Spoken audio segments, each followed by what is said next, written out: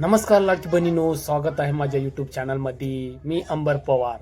लाडकी बहीण योजनेची जो नोव्हेंबरचा हप्ता आहे, नोव्हेंबर डिसेंबरचा जो हप्ता आहे तो बंद झालेला आहे. म्हणजे पैसे पडणे बंद झालेले आहे.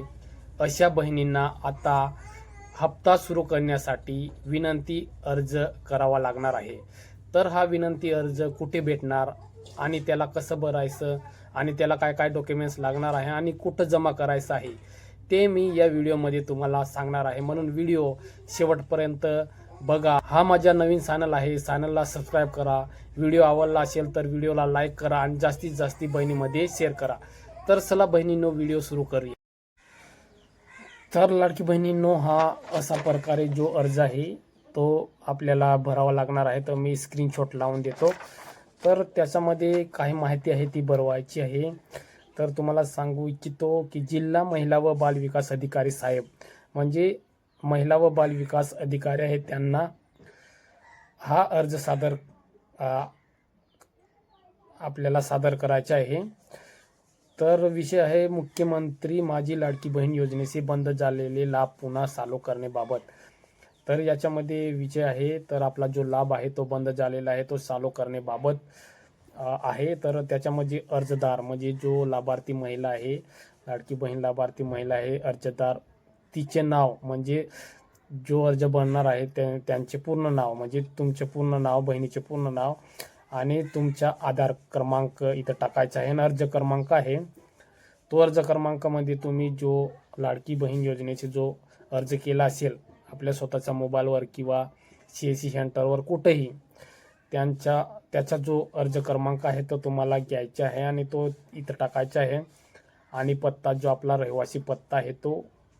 मग पुढे आहे, महोदय मी वरील अर्जदार मुख्यमंत्री माझी लाडकी बहीण योजनेचा लाभार्थी असून माझा लाभ डॅश डॅश ते डॅश डॅश पासून बंद झाला आहे. म्हणजे कोणत्या महिन्यापासून तुमचे पैसे बंद झाले आहे ते तुम्हाला इथं भरायचं आहे.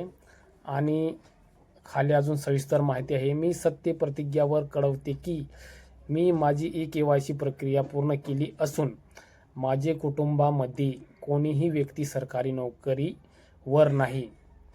माझ्या घरामध्ये 4 चाकी वाहन नाही आहे. माझ्या कुटुंबाचे वार्षिक उत्पन्न 2.5 लाखापेक्षा कमी आहे. म्हणजे 2.5 लाखापेक्षा कमी उत्पन्न आहे. मी या योजनेमध्ये पात्र आहे. तरी माझ्या आधार कार्डची पूर्ण चौकशी करून माझे पुन्हा लाभ सुरू करण्यात यावा याकरिता मी अर्ज सादर करीत आहे. आणि खाली दिलेलं आहे ठिकाण, तारीख आणि मोबाईल नंबर आणि अर्जदार आहे त्या बहिणीची सही. आणि आवश्यक कागदपत्र आहे ते तुम्हाला मी सांगतो. लाभार्थीचे आधार कार्ड आणि लाभार्थीचे पतीचे किंवा वडिलांचे आधार कार्ड त्या अर्जासोबत जोडायचं आहे. आणि TC झेरॉक्स आणि राशन कार्ड ते पण तुम्हाला लागणार आहे. पती किंवा वडील मयत दाखला म्हणजे ज्यांचे पती किंवा वडील मयत झालेले असेल त्यांचा जो मयतीचा दाखला आहे, सर्टिफिकेट आहे, तो पण इथं लागणार आहे. तर अशा प्रकारे तुम्हाला माहिती भरायची आहे. तर तुम्हाला सांगू इच्छितो की हा जो अर्ज आहे तो अर्ज अजून पुढून आलेला नाही आहे. असा कोणताही अर्ज आलेला नाही आहे. आणि तुमची KYC पडताळणी आहे ती होणार आहे. पण अजून फक्त माहिती आलेली आहे आणि अर्ज करण्याची प्रक्रिया अजून सुरू झालेली नाही आहे.